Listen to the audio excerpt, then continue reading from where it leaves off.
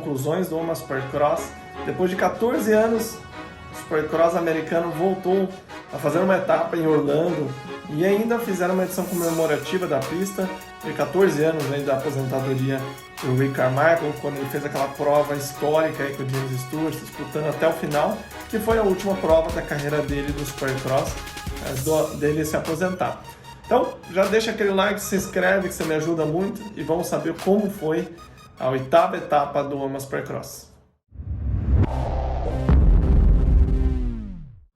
Então, pessoal, começando pela categoria 250, uma corrida incrível aí do Jet Lawrence, estava no dia dele, assim como ele teve a vitória no começo do campeonato. Essa vitória foi ainda mais expressiva, porque ele não teve aqueles erros, né? Até o Carmichael salientou isso, que parecia que realmente que ele deixou todos os erros que ele cometeu durante a temporada para trás, os tombos, embora ele tenha caído nos tombos bobos nos treinos, enfim, na hora da prova ele estava muito focado, fez melhor volta, realmente pareceu o Jet Lawrence que a gente viu vencer no começo do campeonato, andando de pé, muito técnico, não cedeu à pressão do Colt Nichols, que realmente tentou encostar nele, forçou, e ele estava no dia, aquele estilo fluido, que parece que nem força está fazendo, né? Andando bem solto, bem tranquilo. Então não tenho muito para falar sobre a 250, a vitória dele foi sensacional, Colt Nichols segundo, terceiro Craig, que depois de um tombo forte aí na classificatória, nem sabia se ia correr, parecia que tinha machucado a mão, mas em dias ruins é onde você tem que fazer o seu melhor. Então ele foi lá, alinhou e fez o terceiro lugar. Não sei se iria melhor que isso mesmo se não tivesse caído, mas como você não existe, ficamos com o primeiro Jet Lawrence, segundo com o Nichols, que tem uma diferença de 12 pontos, se não me engano, para o Craig, então está com o campeonato cada vez mais na mão. Lembrando que nesse sábado acontece a segunda etapa de Orlando e começa a outra costa, ou seja, muda os pilotos que vão competir. E depois no final existe aquela etapa, o shootout ou showdown, como é chamado agora, quando juntam as duas costas para competir todo mundo. Então, mais 2 etapas ainda para essa costa. E falando da 450, a gente viu um cara como o Zach Osborne, que parecia faltar apenas uma largada boa, conseguir essa largada depois dele ter batido no gate e ter se criticado muito por ter feito esse erro, né? Que não é um erro comum para um profissional, algo mais, como ele disse, pilotos amadores, né? Então é inaceitável um profissional fazer isso. Deu para ver que o foco dele realmente se voltou para a largada. Então, uma coisa que eu acho bem interessante, que vale a pena ser comentada aqui, é como quando o piloto foca em algum determinado aspecto da pilotagem, algo assim, mas realmente presta atenção e se dedica a isso, como faz diferença na sequência. Por exemplo, ficou muito claro quando o Tomac largou na ponta, que ele focou e treinou bastante a largada. Foi lá, acertou, mudou a estratégia do lado da casinha. O Osborne, depois desse erro, mesma coisa. Então, ele deu uma atenção maior a isso. Então, são tantos detalhes acontecendo, desde acerto de moto, a velocidade, a confiança, que me parece que quando o piloto consegue pôr o foco dele em algumas coisas que estão segurando ele de ter uma performance boa, como o Osborne, que vinha andando muito bem, mas o resultado não refletia. Outro exemplo é o Musquin, né? Que precisa às vezes de um detalhe para ir para frente, mas vem andando bem. Ele realmente conseguiu pôr isso em prática. Então, os pilotos profissionais ali que estão andando na frente, né? Ou melhor dizendo, todos são profissionais corrigindo, né? Mas para eles conseguirem realmente se sobressair, e às vezes é falta de alguém falar, um chefe de equipe, um treinador falar, agora você precisa focar muito nisso e realmente continuar prestando atenção. A gente viu, por exemplo, o Tomac que não conseguiram mais boas largadas, né? Então, uma impressão minha é isso. Quando o piloto realmente foca, cara, eu preciso melhorar isso, preciso melhorar a costela, como a KTM fez com o Webb, entre outras coisas, realmente esse resultado vem. E não foi diferente, ele fez a largada na ponta, dava para ver que ele estava sem ritmo de andar na frente, veio caindo, perdendo posições, quando de repente acordou e voltou aí para frente. A gente vai falar um pouquinho mais dele, mas começando pelo Roczen, ele tinha a faca e o queijo na mão, ele largou em segundo, atrás do Osborne, mas errou o primeiro salto da sequência, ele deu uma leve encavalada que permitiu o Brayton passar ele. Então, se ele consegue ali sair em segundo e se desvencilhar rápido do Osborne, a prova teria sido outra, né? Então, eu diria que ele teve a prova na mão ali. No segundo momento foi quando ele e o Brayton fizeram a ultrapassagem no Osborne, quando ele errou nas costelas, e o Roczen passou depois ali na largada, mas ele não conseguiu fazer acontecer rápido, talvez até por essa linha dele um pouco mais se preservando, pode-se dizer assim, né, não querendo se arriscar tanto já no início. Ele já falou isso em entrevistas, fez com que ele deixasse a porta aberta e o Webb Tubarão se aproveitou, se jogou por dentro e passou os dois. Então ali ele teve o cara mais rápido da noite na frente dele e, como a gente sabe, ele cresce demais na metade para o final do campeonato. Ele fez a melhor volta da prova e vinha rápido desde os treinos. Embora seja só um pentelinho mais rápido, ele ser rápido nos treinos é uma exceção. Então isso mostra, né, até o Carmichael mais uma vez disse isso, né, como vem chamando a atenção dele e para ficar de olho nele para o campeonato, porque ele vem ganhando confiança, conseguindo andar rápido nos treinos, que ele nunca consegue. E também me chamou a atenção, na largada, ele teve que frear muito forte para não bater, se não me engano, no Roczen ou no Brayton, chegou a levantar a roda traseira. E ele já fez isso em diversas etapas no passado e em 2019, onde ele freia muito forte. Então isso é uma característica dele. Por que eu digo isso? Tanto as Husqvarna quanto as GasGas e as outras marcas japonesas têm freios excelentes, mas ele direto freia tão forte que chega a levantar a roda traseira.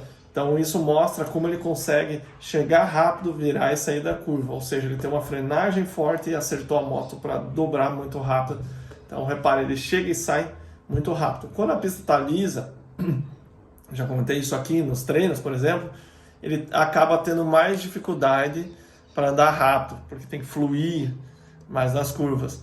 E quando fica a comida que chega e sai, tem canaleta, tem apoio, é onde ele realmente consegue ter uma vantagem, né? É só minha teoria, né, pessoal? Então, Roczen tentou ainda no final buscar o Cooper Webb, ele tinha um pouco de vantagem nas costelas, mas assim que o Webb começou a acertar, saltar bastante, é onde fez toda a diferença e conseguiu pôr ritmo. E não deu para o alemão. Mas lembrando que um segundo colocado foi excelente para o Roczen. Ele está ali, gente. Terceiro, segundo, primeiro, batendo pódio todo final de semana. E está funcionando. Mesmo com os dois perrengues que ele teve por ser penalizado e aquela situação com o Diego Wilson, onde o Webb ganhou dele na última volta, ele está cada vez mais abrindo o campeonato. Até vou pôr o resultado aqui no final do vídeo para vocês. Mas está com uma folga tranquila. Essa pista, como eu disse, foi um throwback aí de 2007, só que com os saltos mais altos, né? Então claramente a pista tinha mais velocidade. Até estava lendo o Jason Thomas comentar, né? Ele que correu essa época, né? Enfim, classificava sempre, mas nunca foi um piloto tão de ponta, né? Mas é um excelente jornalista por ser ex-piloto. Então ele comentou como a pista era diferente, as costelas tinham mais velocidade, a pista em si carregava mais velocidade, então não dá para comparar. Mas é natural a comparação e hoje nós vivemos uma época de comparação, né, nas redes sociais, etc. Então já começaram a surgir os comentários, né? Quem foi mais rápido, Carmichael, Stewart, né? Então falando da média da prova, que é o que interessa, quanto que eles viraram na média na prova, eu anotei aqui, ó, eles chegaram a virar 49,3, certo? James Stewart, que foi o vencedor da prova. E já o Cooper Webb 50,2. Considerando que a pista é completamente diferente e se torna impossível de comparar, porque tem que ser no mesmo dia, no mesmo período, de um dia para o outro já faz diferença. É uma diferença muito pouca pela velocidade de pista. Então, aquela coisa, será que o Carmichael era muito melhor, o Stewart, enfim. Isso é apenas uma noção, mas não pode ser levado a sério. Frise isso, não pode ser levado a sério. Vamos falar um pouquinho do cara mais polêmico, Justin Barcia. Ele é um showman nato. Enfim, vocês criticam muito, eu fiz um vídeo aqui sobre ele, enfim, cada um põe a sua opinião, mas eu e o PP comentamos, né, como somos fãs dele. Na 450 ele é outro cara, na 250 ele se passava, ele mesmo já disse isso, que ele era um babaca. E o MTF, onde ele cresceu, instrui isso, né, make it happen, faça acontecer. E é o que ele faz, mas nessa prova rolou uma situação diferente. Então depois dele estar ali em quarto lugar, foi para terceiro, ele acabou errando nas costelas, viralizou esse vídeo aí do erro dele, porque ele escapou os pés, né? Ele foi bem para o canto e caiu para fora da moto e continuou acelerando e conseguiu remontar. Só que ele remontou atrás do Zach Osborne em quarto lugar. E ele teve a oportunidade de passar, ou seja, de passar empurrando o Zach Osborne e não quis. Daí vocês que criticam ele vão falar, pô, beleza, foi limpo e tal, né? Ok, foi limpo, mas vejam só, ele foi o segundo mais rápido da prova. Ele tinha velocidade para andar na frente, certo? Muito próximo da volta do Webb.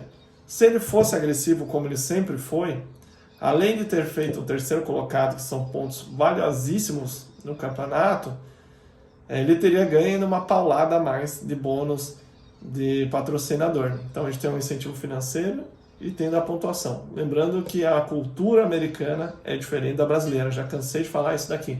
No Brasil você tem que ser humilde e tal, é isso que o público quer ver, humildão. Mas não tem como ser humildão e ter a confiança que esses caras têm. Isso é uma exceção, quem consegue separar as duas coisas.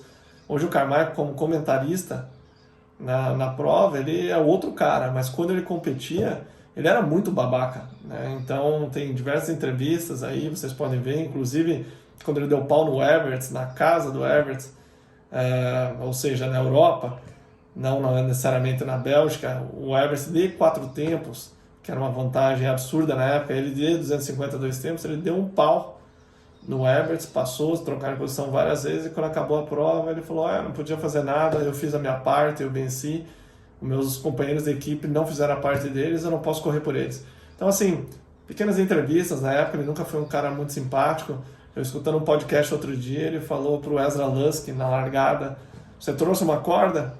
Daí eles olharam para ele, porque é melhor você ter trazido uma corda, porque senão você não vai conseguir ficar perto de mim.